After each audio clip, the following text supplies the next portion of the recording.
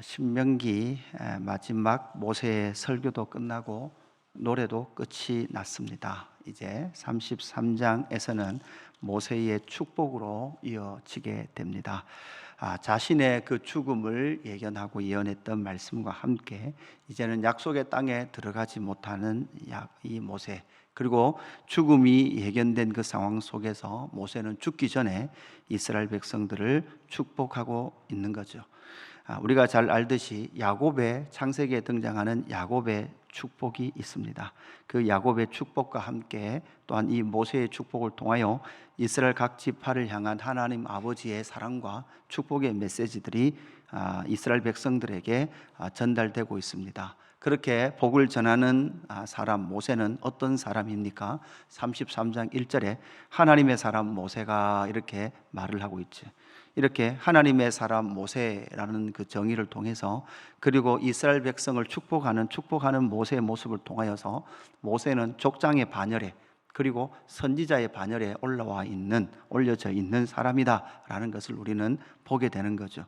하나님의 뜻을 그 백성들에게 전하는 자로, 하나님의 복을 그 백성들에게 전달하는 자로 서 있는 그 모세의 모습을 보게 됩니다. 그러면서 이스라엘 백성들을 축복하고 있는 그 내용들이 등장하는데 6절부터 르벤 지파에 대한 축복의 내용이 나오게 되죠. 그리고 2절에서 그렇게 5절 사이에 나타나는 여호와 하나님의 그 축복의 그 특징을 우리는 먼저 살펴봐야 합니다.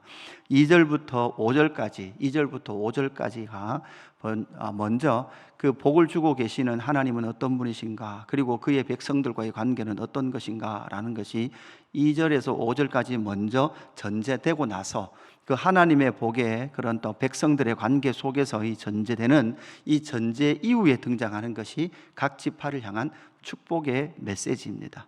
2절부터 5절까지가 있지 않은 채 그냥 각 지파대로 불려지는 이러한 복을 우리가 생각해서는 안 됩니다. 먼저 전제되어 있는 하나님의 그 복 주심의 영광들을 무엇이 전제하고 있는지를 우리가 살펴봐야 되죠. 2절에서는 무엇을 말씀하고 있습니까? 먼저 시내산의 영광 가운데 초월에 계신 하나님의 은혜가 시내산에 비춰졌다라고 우리에게 말씀해 주고 있습니다.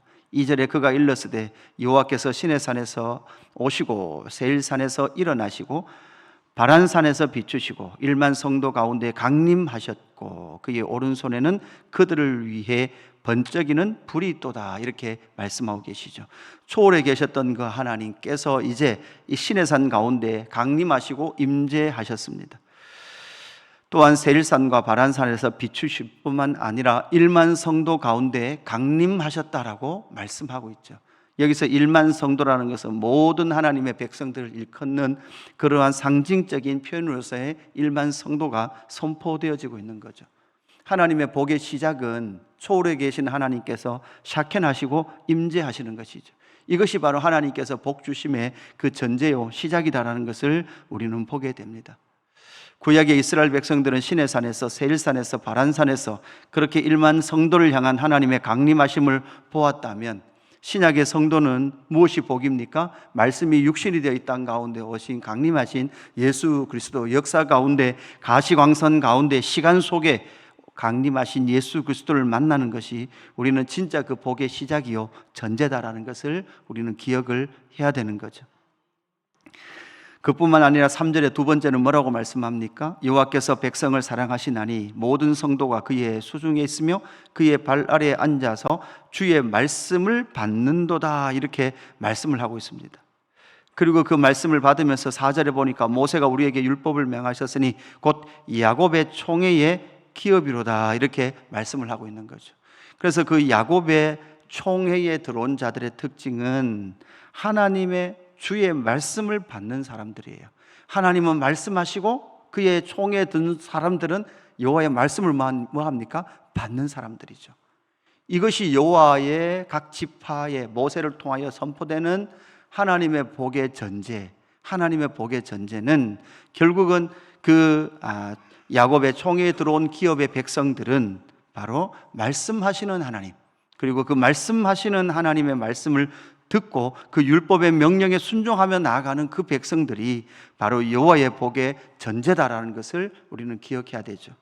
하나님은 말씀하십니다. 그 말씀하시고 그 말씀을 받고 그 말씀을 따라 순복하며 살아가는 그 사람들이 야곱의 총회에 들어온 사람들이다, 하나님의 총회에 들어온 사람들이다 라는 것이고, 그것이 바로 복받은 사람들의 전제다라는 것을 우리에게 말씀해 줍니다.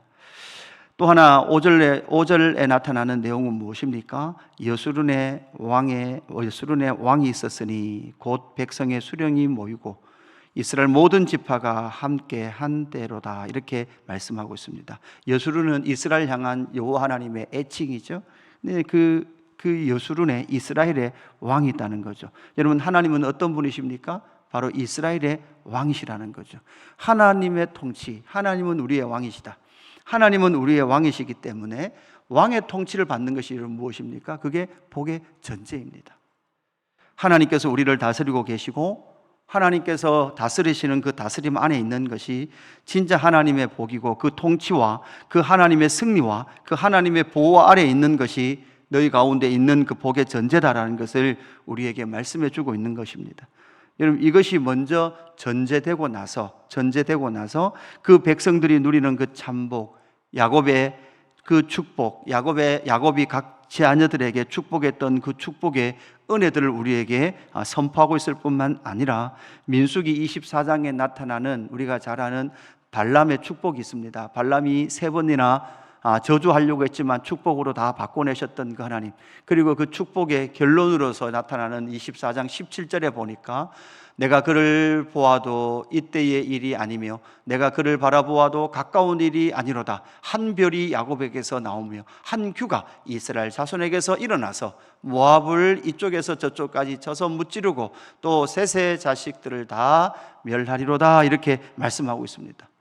결국 무엇을 말합니까? 앞으로 일어날 저 민수기 24장 발람의 축복에서 나타나는 이 축복은 역사 속에 먼저 등장하는 것은 다윗의 축복으로 나타나고, 다윗의 축복으로 말미암아 등장하는 바로 예수 그리스도의 영원한 귀와 영원한 통치이신 예수 그리스도의 통치의 영광으로 우리에게 먼저 무엇했습니까? 예언되어졌다. 그리고 그 예수 그리스도를 통하여서 우리에게 진짜 하늘에 속한 신령한 모든 복을 우리에게 주고 계시는 예수 그리스도의 영광을, 그 복을 우리는 먼저 기억을 하고 이 각 지파에게 주시는 하나님의 복을 살펴보아야 합니다. 결국 하나님과 이스라엘 백성들 사이에, 여러분, 이 복은 관계 속에서 주시는 복이에요. 관계 속에서 허락하시는 복이에요. 이 관계가 전제되지 않은 복이 아니다라는 것을 먼저 꼭 기억을 하십시오. 그러면서 주시는 복들을 먼저 살펴보면, 먼저는 6절에 보니까 르벤 장자, 육신의 장자였던 르벤을 향한 축복의 메시지가 상당히 짧게 그렇게 등장을 합니다. 르벤은 죽지 아니하고 살기를 원하며 그 사람의 수가 적지 아니하기를 원하나이다 라고 먼저 아주 짧게 그렇게 선포를 하고 있습니다. 우리가 잘 알듯이 르벤은 아버지의 침상을 오름으로 말미암아 그 장자의, 육신의 장자의 모든 권한이 박탈당한 자였습니다. 그럼에도 불구하고 르벤을 향하여서 그 수가 적지 아니하기를 원하는 그 축복의 메시지를 선포하고 있는 하나님의 백성으로서의 존재의 의의를 먼저 그렇게 선포를 하고 있는 거죠. 7절에서는 어떤 지파를 축복하고 있습니까? 유다 지파를 향한 축복을 하고 있습니다. 유다에 대한 축복은 이러하니라. 일러스되 여호와여 유다의 음성을 들으시고 그의 백성에게로 인도하시오며 그의 손으로 자기를 위하여 싸우게 하시고 주께서 도우사 그가 그 대적을 치게 하시기를 원하나이다, 이렇게 선포하고 있죠. 그래서 유다 지파에게 내린 복은 무엇입니까? 바로 대적, 원수로부터의 승리를 선포하고 있는 것입니다. 원수로부터의 그 승리, 그 유다 지파는 결국은 그 사자의 그 통치를 이루어낼 바로 승리의 그 왕의 통치의 영광이 어느 지파에게 있다? 유다 지파에게 있다라는 것을 우리에게 말씀해 줍니다. 사실 이 유다 지파 다음에 레위 지파가 나오는데, 사실 그 사이에 시몬 지파가 있어야 되는데, 이 시몬 지파는 사실 역사 속에 보면 사사기 전반부에 시몬 지파가 등장하고 나서는 그 뒤에는 시몬 지파 이야기가 거의 없어지고 사라져 버립니다. 우리가 이스라엘 백성들의 초기에 약속의 땅을 차지하는 그 지도를 기억해 보시면 유다 지파 안에 여러분 무슨 지파가 있었습니까? 시몬 지파가 있었죠. 그래서 이 시몬 지파는 많은 역사학자들, 역사신학자들이 유다 지파의 흡수됨으로 말미암아 사라진 지파로 이 시몬 지파를 이야기를 합니다. 그래서 지도를 여러분 외울 때 유다 지파의 후손으로 오신 예수 그리스도, 그죠? 유다 예수 그리스도 안에 있는 시몬 베드로, 이렇게 제가 외우라고 성경 공부할 때 항상 말씀을 드리는데, 이 시몬 지파의 특징이 여기 보면 7절에 다시 보면 여호와여 유다의 음성을 들으시고 할 때 여호와 샴마입니다. 여호와 샴마 할 때 이 들으시고가 사실 시몬 지파가 태어날 때 이 시몬 지파의 이름의 특징도 바로 들으시고 샴마라는 의미를 가지고 있습니다. 그래서 이 유다 지파와 시몬 지파가 한 의미에서 묶여져 있는 모습을 우리가 7절의 상황에서 보게 되는 것이죠. 결국 이 유다 지파는 원수의 대적의 승리자로서의 메시아의 도래의 상징으로서 유다 지파가 누리는 복이 되죠. 레위 지파는 어떤 복을 누리게 됩니까? 레위 지파는 하나님의 그 언약, 주의 언약을 지킴을 통하여서 이렇게 볼 수 있습니다. 그래서 레위 지파는 주의 둠빔과 우림, 주의 경건한 자다, 이렇게 말을 하고 있습니다. 이 레위 지파가 레위 지파 되게 하는 역사는 무엇이 있었습니까? 여러분, 시내산 아래서 이스라엘 백성들이 금송아지를 만들 때 우상을 섬기고 있는 하나님의 백성들을 향한 심판자로 등장했던 사람이 누구였습니까? 레위였습니다. 바알볼 사건으로 말미암아 음행에 참여한 일로 말미암아 심판의 도구로 등장했던 자들도 제사장 레위 지파였습니다. 언제나 하나님의 그 법과 하나님의 말씀이 실현되는, 그리고 그 실현시키는 자리에 바로 누가 있었느냐? 레위 지파가 있었죠. 그래서 여러분 9절 말씀에 보면 이런 말씀이 나옵니다. 그는 그의 부모에게 대하여 이르기를 내가 그들을 보지 못하였다 하며 그의 형제들을 인정하지 아니하며 그의 자녀를 알지 아니하는 것은 주의 말씀을 준행하여 하고 주의 언약을 지킴으로 말미암음이로다, 이렇게 말하고 있죠. 그러니까 이 레위 지파는 언제나 이스라엘 백성들이 범죄했을 때 그 형제와 가족을 향한, 어떻게 보면 언약을 어긴 하나님의 백성들을 향한 심판의 그런 통로로서 이 레위 지파가 역사했던 것이죠. 그 레위 지파의 한 사명이 무엇입니까? 10절에 이렇게 말씀합니다. 주의 법도를 야곱에게, 주의 율법을 이스라엘에게 가르치며, 이렇게 말씀하고 있죠. 주 앞에서 분향하고 온전한 번제를 주의 제단 위에 드리리로다. 제사장적 사명을 감당하는데, 그 제사장적 사명을 감당하면서도 중요한 것은 여러분 가르치는 일을 하는 거예요. 레위는 언제나 주의 율법을, 이스라엘 율법도를 이스라엘 백성들에게 가르쳐야 될 사명이 있는 것입니다. 그리고 11절에 보니까 그들은 풍성합니다. 그러나 그들에게 도전하는 자, 그들에게 대적하는 자가 일어날 때는, 바로 그들을 미워하는 자들은 하나님께서 그의 허리를 꺾으사 다시 일어나지 못하게 하겠다라고 분명히 경고하고 있는 모습도 보는 거죠. 왜 그렇습니까? 주의 말씀을 가르치기 때문에 그렇습니다. 주의 말씀이 온전히 선포되게 하기 위해서 그렇습니다. 주의 말씀을 보호하기 위하여 하나님은 레위를 무엇하고 있습니까? 보호하고 계시는 거죠. 베냐민을 향한 복은 어떤 복입니까? 여호와의 사랑을 입은 자입니다. 베냐민은 그의 아버지로부터 사랑을 특별히 많이 받은 자입니다.